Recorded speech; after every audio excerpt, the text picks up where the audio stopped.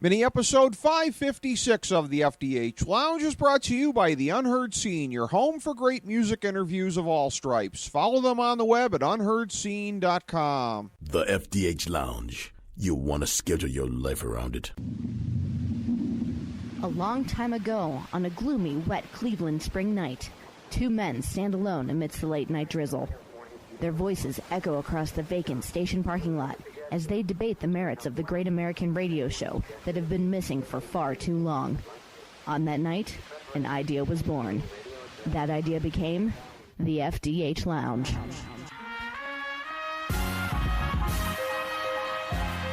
Welcome to the FDH Lounge. Hello, everybody. Here in the FDH Lounge, it's Rick Morris and Kyle Ross. We've been breaking down the NFL division by division, looking back at 2014, ahead to 2015, and we are here at the climax of the series, perhaps the apex of the series, whatever it is. It's the NFC West. We're getting to this one here, and we are breaking this down with the team that has stood astride it the last 2 years, Seattle. And coming into the last couple of years, there was a little bit of doubt as to whether it would be Seattle or San Francisco, a great rivalry that was broken up by the egos in the San Francisco front office and ownership. So, again, it's now Jim Tomsula in there as the new San Francisco coach. And I guess I could just wrap it up by saying Seattle wins by default, nothing else to see here. But for the sake of argument, let's continue to go through this division, Kyle. Yeah, just a horrible end of the season for Seattle. It's funny. I don't really want to talk about the Super Bowl. It was a very bitter end to me. Right. Bad for me, too. It will be interesting to see how they respond. Now, either way, I knew I wasn't going to be picking Seattle to win the Super Bowl this year. As you know, I've picked them each of the last 2 years to win. I was right 2 years ago, obviously, and then this past year, they were one play away. It looked like I was going to be right again. But either way, no team had ever three-peated. Right. So they had that working against them. Now that they've lost the Super Bowl, we always know that the team that lost the previous year's Super Bowl hasn't gotten back there since the Bills teams of the early 90s. But to your point, what you just made about how it was Seattle and San Francisco, this great rivalry, battle for supremacy, you didn't know. It was a tight division race. Although Seattle rightly is going to be deflated after the way they lost the Super Bowl, and it's interesting to see how they respond off that, this division is now theirs for the taking. Yep. I can paint this division pretty quickly compared to some of the other ones. Arizona's going to regress. I know I said that last year and I was wrong, but I'm confident this year. San Francisco did regress this past year, which normally means either they kind of hold steady or get a little bounce back. Right. With the coaching change, I cannot stress what a dumb move getting rid of Jim Harbaugh was. I agree. So they're not going to be any better. I don't even like Jim Harbaugh personally, and I'll agree with that. Now, they've gotten a lot of the regression out of their system because they were one of the biggest underachievers in the league last year, even at 8-8. But I'm going to say 7-9 for them next year. I think that's the floor for their talent, and I think they will find that floor. I don't know. I could see them maybe even be. Yeah. 7-9 sounds like a fair pick. Still one of the most talented teams in the league. That's got to count for something. They're a little older. People don't recognize they're an older. They're getting an older roster. So I mean, not super old, but yeah, they're older than. Because Kaepernick's not old. Everyone's like, oh, it's not an old team, but they're an older team. They're older than you think. Right. Seattle with again they've let's look. You and I have been on this bandwagon for a while now. This is a very good team, even if they didn't win the Super Bowl. I think a case could be made that they were the best team in the league at the end of the year, each of the last 3 seasons. Yes. They were never blown out. They're never blown out. Their worst loss this year was by 9 points in Week 2 at San Diego, a game that was extraordinarily hot temperatures. They've got the best home field in the league. Seattle's kind of like, along with New England, is a team you just pencil in a 12-4. Pretty much. I see this being a runaway this year, whereas the last couple of years have been a fight. I actually see, although Seattle may not be as good as they've been in previous seasons this year, they will run away with the division because Arizona's not hitting that win total. San Francisco's not going to improve. And until St. Louis gets a real quarterback, they're not going to be a real threat That's an excellent point. I said Seattle 12-4 last year. Let me put it to you this way. This is going to smack of reverse engineering. I don't think I can say 12-4 because I'm not at the moment leaning towards them winning the NFC. If I said 12-4, I'd probably have to say they're winning the NFC, because 12-4 I think would get home field advantage, That's and the nobody's key. going to beat them there. So that's if I'm Could saying, they be? I mean, would you be shocked if they broke the? I mean, going into last year, it didn't happen, but Denver legitimately had a shot at it. I mean, Sure. San Francisco did too. 2 years, San Francisco Yeah. actually came closer. Oh yeah, They were yeah. They were one pass away. Right. So it's been close. So the fact that it hasn't been done since Buffalo doesn't mean that we should say, well, Seattle has no chance to go to the playoffs. Because I'll be honest with you, I told you in the North one that Green Bay, Yeah. I don't think will have as good a record this year. Mm-hmm. And then I'm kind of picking two upstarts in the other division. Right. So to be honest with you, I wouldn't be surprised if Seattle did have home field and returns to the Super Bowl. Well, they very possibly could. A couple things about Seattle. You said you thought the record would be as good, even if they're not as good, and that's an interesting thing here, because let's trace this historically. I think it's going to go down at the 2013 Seahawks. Regardless of how this run goes, the 2013 Seahawks are probably going to go down as the best team of the run. They remind me of the 92 Cowboys, sort of that apex of it. Still early in the run, but sometimes when your guys are that young and have that much speed defensively, defense being a big strength of both teams, that's what they have in common. Sometimes that's where you are at your best. They, this year, I agree with you, arguably the best team in the league.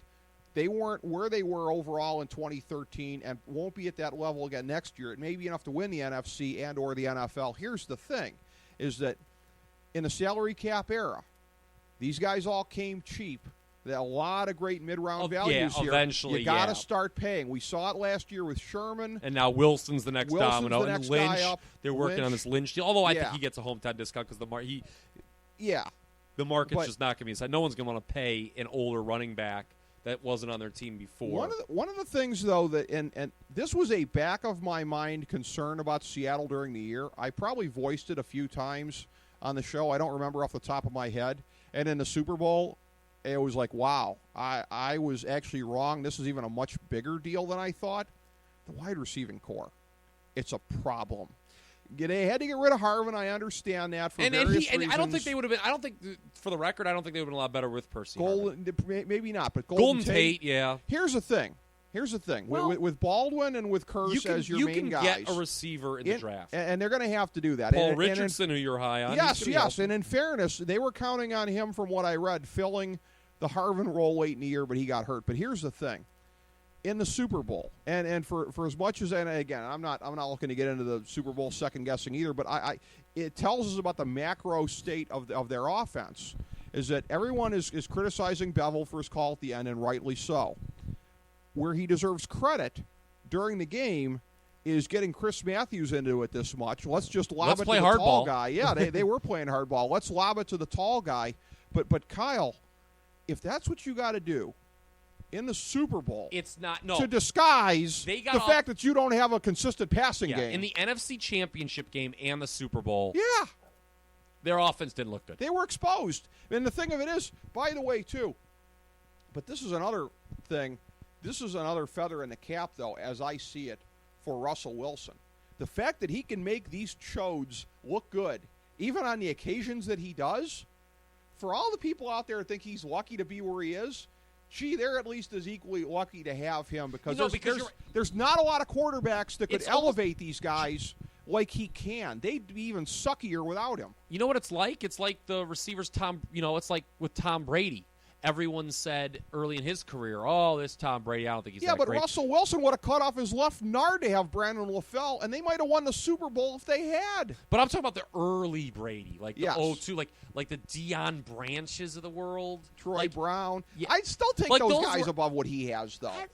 But this is one of the worst receiving cores ever to make a Super Bowl. I think they're comparable, those receiving cores. I think Doug Baldwin on most teams wouldn't be good, but he's one of those guys who on Seattle, he kind of works. How does he run his yap as much as he does? He sucks. Well, I don't know. Everyone on Seattle runs their yap. Yeah, That's but what they do. Richard Sherman is a disgusting person, but he has great talent. I think he's a phenomenal human being. He has great talent. Doug Baldwin doesn't have any talent. He runs his mouth. If they coach him up, culture. Okay, well, I guess so. But so they win this by Seattle, default. I think Seattle runs. I actually just think they run away with this division. They are. Arizona's a regression. I know we said it last year and we were proven wrong. They are, and I again. Carson Palmer. We don't so know everyone's gonna be like, oh, well, he'll come back. Well, how long is he going to hold up? Well, and we don't know if he's going to be in at the beginning of the season anyways. At his age, that would be a miraculous recovery. I'll tell you this, though. And they again, were 5-1 in close games. They were, but I mean, I think it has to be said, unless he has a really bad team, and he doesn't, Bruce Arians' floor right now is like 8-8. It just is. They lost, I don't know how. Lost Todd Bowles. Dude, you know what? But here's the thing, though. For 2 years now, I've been picking against the guy. Maybe this is the third year in a row he's going to make me look stupid because I'm finally going to get on the bandwagon. I was picking him down the stretch. I was picking him to get down the stretch when he was in Indianapolis as the interim. Yeah, and again, he's been making me look stupid for a while. Well, part of it is, too, I remember when he was in Cleveland. I remember doing a predecessor show to this one on back on the old late lamented Sports Talk Network, where I said that and this was under Butch Davis, where I said that he was the Haley's Comet of bad offensive coordinators, and we see now that was all Butch Davis. Clearly, it's weird that I hated Butch Davis as much as I did and couldn't see that he was responsible for that. But again, this whole thing, 8-8, that's got to be their floor. Defensively, they're going to bounce back from where they were. It was a weird year. They sort of underachieved defensively, and it's so funny that got Todd Bowles a head coaching job, which goes to show you, I think, and that's a good move by the Jets. They were more impressed by the man and his capabilities than the track record because the defense regressed from what they were the previous year. It's amazing they won 11 games. Well, you would have thought that defense... Well, they had all those injuries. Yeah, that's part of it, but that's not all of it. That doesn't account for Patrick Peterson having a bad year. Yeah. I mean, so how does that team win 11 games without that defense standing on its head? They went 11-5. They only outscored teams by 11 points. Yeah. So I think all signs point to regression 8-8, here. 7-9, whatever. Yeah, I would say 7-9, 6-10. I can't say 6-10 as long as Arians is there, but I mean, again, that 7-9, 8-8 boat is kind of where I'm throwing everybody else. I'll pick 7-9. Yeah, and what do we say about the Rams? They went 6-10 last year, but I think. They didn't beat somebody in the division because they only had 2 division wins. They must have got swept by Arizona. Because they beat Seattle the one time. Yeah. And they beat Denver, too. St. Louis is a weird team. They always play up. They're an odd team. They are. Until they get a real quarterback, right? They're not a playoff team. No, and that's true. They're and Sam Bradford's not a real quarterback. I think he is, but they're going to let him go. So they're going to be back in the whole mediocre stew of Austin, what's-his-faces, and Sean Hills, and all these guys that don't, I wouldn't give a warm bucket of spit for all of them combined. So ultimately, I think they're not going to advance beyond that. Might they make a quarterback move in the draft? Possibly. Well, they're not going to get Winston and Mariota will be gone by the time probably they pick not. First. So, I mean, you're looking at a second round. What do you think about the young fella from UCLA? I could possibly see that. I've seen that, and you know what? If they could get him in round 2, I think that might be. Although Brett Hundley is who you're talking about. Guy will be playing in his home college market in his second year if they do that. Yes, that's true. And who knows? That could be a Stan Kroenke then could say, yes. pick him. Yes. There were some things I didn't like about him when I watched him a little more closely. Inconsistent. It was funny 2 years ago when he had the big breakout campaign, and you would see the highlights. You're like, this guy looks good. But then I watched him because UCLA was on TV more last year, and I was like, oof. Right. So and you're going to see that why he's not he's no longer a top first round pick, but. I wouldn't be against that pick. Their problems go beyond that, though, in terms of the wide receivers, because, again, Tavon Austin, I called it when they did it, one of the stupidest moves I've seen. He's a gadget guy. You don't take gadget guy. That'd be like taking Ice Cube McNeil, if I may make a Cleveland reference, in the first round. You don't do that. Tavon Austin was never going to be an every down guy. But the rest of the guys there, we can blame the quarterbacking. But I say both. Why just blame the quarterback when we can blame everybody? There are no weapons there. For anybody. You have Trey Mason and the possibility of a good ground-based offense, but again, as you've pointed out, Their defense is great. Their defense is great, but I mean, and we could look at that and say, well, duh, Ricky, that's what Seattle did in the same division. Okay, isn't there only pretty much one Seattle per generation where you can get away with that? And oh, by the way, Seattle also has a fellow named Russell Wilson out there. You people might want to look into him if you're making that comparison. Do we think anyone besides Seattle makes the playoffs in this division? No, none of these other teams. Neither do I. No. It's funny that as much as we rip on the South, I think there's a better chance. So here's the thing. So I like my 4 picks of division winners in the NFC. Seattle, Green Bay, Tampa Bay, and the Giants. So we have the 2 big holdovers and Atlanta 2 and surprises. Philly are the ones that I change up on. So as far as wild cards go in the NFC, we've made a lot of cases about teams that aren't. So in the end, just going through, Dallas is going to regress and not make it. Washington's not very good in the East. Detroit won't make it in the North because they're a regression team. I don't like Atlanta in the South, and I don't like any team in the West. So I'm looking at, for wild cards, like Philly, Chicago, Minnesota, New Orleans. You know what? I am going to say Minnesota under the circumstances. I'm going to say Minnesota. They went 1-5 in the division. That should improve. And I may have to join you on the Giants bandwagon for lack of other alternatives. I'll say Giants to take the other spot based on, again, Peyton Manning having my Giants. You're with Peyton. See, what's funny is I might take your Eagles. Or Eli Manning, rather. I might take Eli's going to look like Peyton. I guess that's a Freudian slip. I might take your Eagles to be a wild card team too. I just couldn't tell you. You absolutely have to because there's no other alternatives. Absolutely, Kyle. How many process of elimination? How can you pick? How can you say? I might pick New Orleans to be a wild card team. New Orleans and Philly. Okay. Yeah. All right. I'm going to say Giants and Vikings. I will go with the Vikings. I could see the Vikings. I'll be honest with you. I really think the Bears could jump to 9-7. It's possible. I wouldn't rule it out.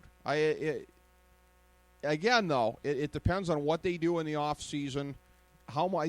They're in the same boat as Atlanta. How much can they upgrade defensively? Mm-hmm. And they have their need is more urgent, frankly, because Atlanta. When you're winning the South, the Bears here. I think we agree. You don't go from where they were to challenging the Packers. They're in the wild card bracket, essentially. Mm-hmm. The wild card bracket is still more challenging than the NFC South. So it's going to be tougher for them to get back on their feet this quickly than Atlanta. In terms of reverse engineering, I alluded to this before. I'm going to only pick Seattle to win the NFC West at 11-5 because you convinced me on Green Bay. There could be some fall off there. I'm going to pick Green Bay at 11-5. Hence, in the tiebreaker, they'll play each other. Where's that? It's probably going to be in Green Bay because they played in Seattle this year, right? Yes. Is it? You got your handy-dandy schedule, don't you? Yes, it is. I remember that. I remember that it is at Lambeau next year. That's a big double revenge spot for the Packers. Double revenge spot. I will pick Green Bay in that game. Much like a year ago, New England and Denver. I picked New England to win the AFC because they were going to host Denver, and that could be critical in the tiebreaker. I could see Green Bay winning. I will pick pick Green Bay to win the game, win the conference. My Super Bowl 50 pick in San Francisco next year, or Santa Clara, or whatever. Green Bay over San Diego. Book it. I'm not making one yet. Okay. How's that for a year ago. Rick Morris wondering why he invited me over. No. I just think this is going to be one of those fluky years. It's going to be a couple. It's not going to be like the last two where you and I were real right and it was pretty obvious. But the last two, the chalk was fairly obvious. There was this a year short it's getting list. a little murkier. It is Denver getting murkier. On the decline. It is. Seattle, how do they respond? Yeah. Yeah, and the fact that it's so hard to win the conference 3 years in a row. New England, you know. Yeah, that's true. Yeah, it really, really, really is. And ultimately, that's going to be the pick that I go with. I'll go with Green Bay over San Diego. As we bring the show to a close, we would like to extend our deepest gratitude to NBC, CBS, ABC, Fox, all Clear Channel affiliates, TNT, TBS, USA, UPN, Deadspin.com, YouTube.com, YTMND.com, MySpace.com, various blogs, Fox News, CNN, CNBC, MSNBC, IamBoard.com, Billboard.com, Google.com, ESPN, ESPN2, ESPN News, ESPN Classic, NBA TV, NFL Network, Sports Time Ohio, Ohio, Athlon Magazine, Comedy Central, Cartoon Network, The Boomerang Channel, QVC, BET, The Spice Channel, Steno Notebooks, Manwich, Papermate Office Supplies, waitresses, strippers, bartenders, garbage men, janitors, microwave popcorn, the writers of The Office, Scrubs, Entourage, My Name is Earl, Oz, Metalocalypse and the Boondocks, Aquafina, and the periodic table of elements.